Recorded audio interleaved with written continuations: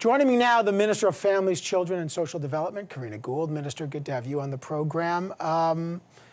Will your government bring in legislation to enshrine access to safe, legal abortion in Canada? Well, Evan, as you know, in Canada in 1988, the Morgentaler decision at the Supreme Court made it a constitutional right, a charter right of women not to be denied access to abortion. And so what our government is doing is working through the Canada Health Act to ensure that all provinces and territories provide safe, legal access to abortion. Yeah, in 2021, your government promised to expand access to abortion services by establishing formal regulations under the Canada Health Act. What's the progress on that, though?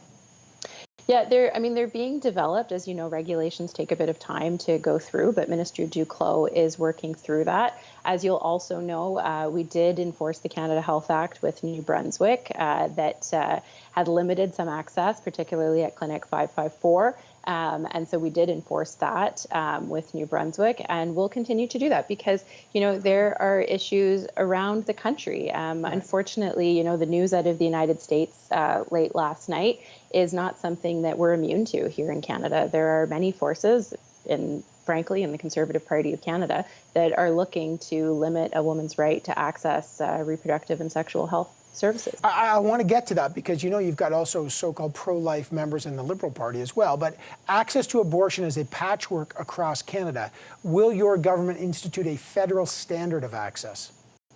So we're working on that. Last budget, we announced a $45 million fund to work with community organizations to support access to reproductive and sexual health services to particularly vulnerable groups. But we know that, you know, if you live in a remote or a rural community, it can be really challenging to access those services. And so absolutely more needs to be done. And we will do that through the Canada Health Act. Okay.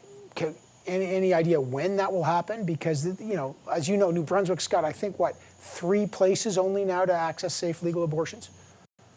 Yeah, no, I mean, that work is very much underway. I mean, you'll appreciate the last election happened about 6 months ago. And unfortunately, for the past 2 years, we've been dealing with the COVID crisis when it comes to the public health emergency that we've been having. But I know that Health Canada is working on this, and I know that this is a top priority for Minister Duclos. If Roe v. Wade is overturned in the U.S., and it's still a draft opinion, would Canada consider allowing Americans to access safe legal abortions here in Canada? Well, it's a really good question. I mean, I think we need to see what happens with this. Certainly, it's very alarming what was announced last night or what was leaked last night. I think it's very alarming not just for women in the United States, but quite frankly, women around the world, as you know, their rights are being threatened.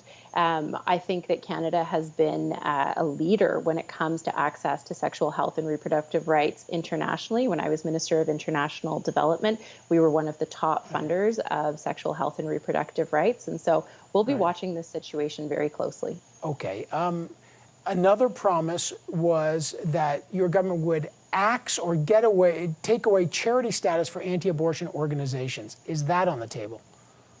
You know, we are looking at everything right now. I mean, I think what's really important, and, you know, as we've seen over the past couple of years, is that if you are trying to get government funding to take away somebody's charter rights, that's really questionable. Right. If you are trying to take away somebody's charter rights, you know, we have concerns about that. So all of these things are being looked at and being discussed right now. And one of the things that I would say is really concerning is that, you know, when you look at the Conservative Party of Canada, 2/3 of their members are anti-abortion. 54 of them have been given the green light by the Campaign Life Coalition as those that have said that they would limit women's access to sexual health and reproductive services. So, you know, we need to be very vigilant here in Canada and recognize that access to abortion is healthcare. Healthcare is a human right, and we need to stand up and protect that. Well, even in the Liberal Party, I mean, this crosses party lines. You've got leadership candidate Leslyn Lewis, who I interviewed recently,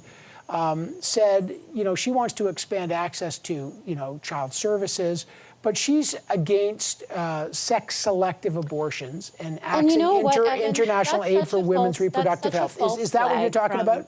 Yeah, it's such a false flag from the anti-choice group and the anti-abortion group, because 90% of abortions in Canada happen in the first 12 weeks.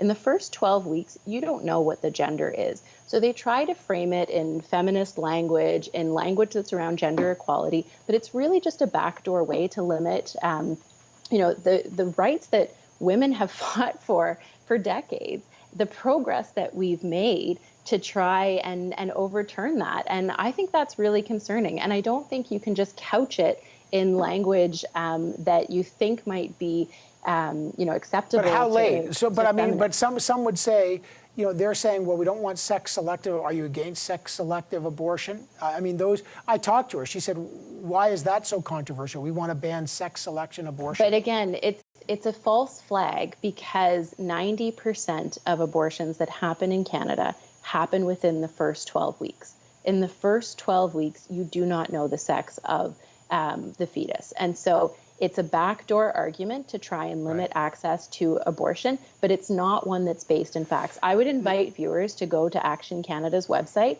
to look at the myths, to look and understand the reality of access to abortion in Canada, to get the facts, because that's really important in this conversation, that we're basing it on facts. We know that there have been reports. There was a study published in something called Contraception that 12 abortion facilities across Canada reported over 570 instances of picketing and harassment. Now, your government passed a bill that would basically say you can't really obstruct access to health facilities or intimidate people. Does that apply to abortion clinics? Well, it applies to health facilities, right? And abortion clinics are health facilities. This is, again, a really important issue, and I'm glad you raised it, because today, in Toronto, there were people who were harassing people who were trying to access reproductive and sexual health services. And this is something that's really important, and I think, important for Canadians to understand across the country. In the previous Liberal Ontario government had passed legislation to provide a buffer zone around abortion clinics so that people could access those services safely. The current Conservative government, led by Doug Ford, rescinded that legislation. So anyone who's walking into a clinic that provides those reproductive and health services can be and is often targeted and intimidated with harassment. That's unacceptable. That should not happen in Canada. But as I said, there are many forces at play within particularly Conservative parties, both at the provincial and federal level, that are making it harder to access these services and intimidating people who are seeking these services out. That is their charter right in Canada. Okay, I got to leave it there. Families Minister Karina Gould, thank you. Thank you, Evan.